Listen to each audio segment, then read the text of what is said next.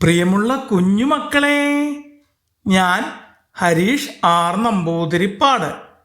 ക്രിസ്മസും പുതുവർഷാഘോഷവും കഴിഞ്ഞെങ്കിലും കഥകളുടെ ക്രിസ്മസ് ആഘോഷവും പുതുവർഷാഘോഷവും അവസാനിക്കുന്നില്ല. ഒരു കഥ കേൾക്കൂ. സ്നേഹവിരുന്ന്. മുയൽക്കുട്ടികളായ റിന്നിയും മിന്നിയും വിശാലമായ ക്യാരറ്റ് തോട്ടത്തിൽ വളരെ സന്തോഷത്തോടെ ജീവിച്ചിരുന്നു. നീല പാൻറ്റും വെള്ള പുള്ളികളുള്ള ഷർട്ടുമാണ് റിന്നിയുടെ ഇഷ്ടവേഷം.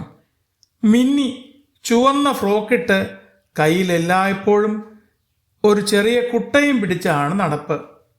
അവർ രണ്ടുപേരും നല്ല സുഹൃത്തുക്കളും സഹായ മനസ്സുള്ളവരുമായിരുന്നു. ഒരു ദിവസം രാവിലെ മുയൽക്കൂട്ടത്തിൻ്റെ തലവൻ അറിയിച്ചു, ഇന്ന് സന്ധ്യയ്ക്ക് നമ്മുടെ സ്നേഹവിരുന്ന്. ഓരോരുത്തരും അവരവർക്ക് പറ്റുന്ന ഭക്ഷണം കൊണ്ടുവരണം. ആമ അപ്പൂപ്പനും പറഞ്ഞു. ഇത് കേട്ട് റിന്നു പറഞ്ഞു, മിന്നു, നമുക്ക് ഏറ്റവും നല്ല പഴങ്ങൾ ശേഖരിക്കാം. മിന്നു സന്തോഷത്തോടെ തലകുലുക്കി. അത് തന്നെ.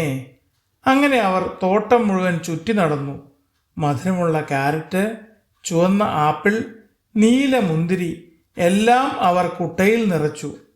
വഴിയിൽ വിശപ്പോടെ ഇരുന്ന കുഞ്ഞു പക്ഷികളെ കണ്ടപ്പോൾ മിന്നു പറഞ്ഞു, ഇവർക്കും നമുക്ക് കുറച്ച് പഴങ്ങൾ കൊടുക്കാം. റിന്നു ഉടൻ പക്ഷികൾക്ക് ആഹാരം നൽകി.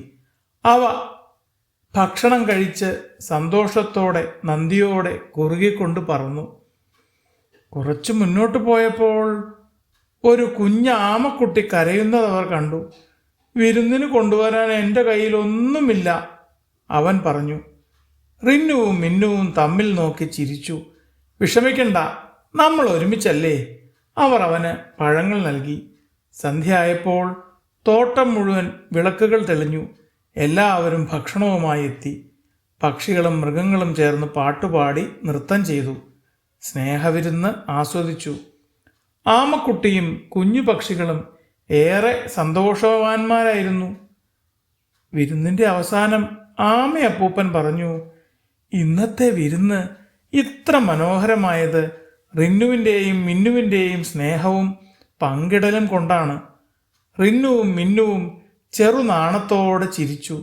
ആ രാത്രി തോട്ടം മുഴുവൻ സന്തോഷം നിറഞ്ഞൊരു സ്വപ്നം പോലെ തിളങ്ങി. പങ്കിടലും കരുണയുമുണ്ടെങ്കിൽ സന്തോഷം എല്ലാവർക്കും എന്നും എപ്പോഴും ഉണ്ടാകും, മുയൽ മൂപ്പൻ പറഞ്ഞു. അത് കേട്ട് എല്ലാവരും മുയൽക്കുട്ടന്മാരെ അഭിനന്ദിച്ചു.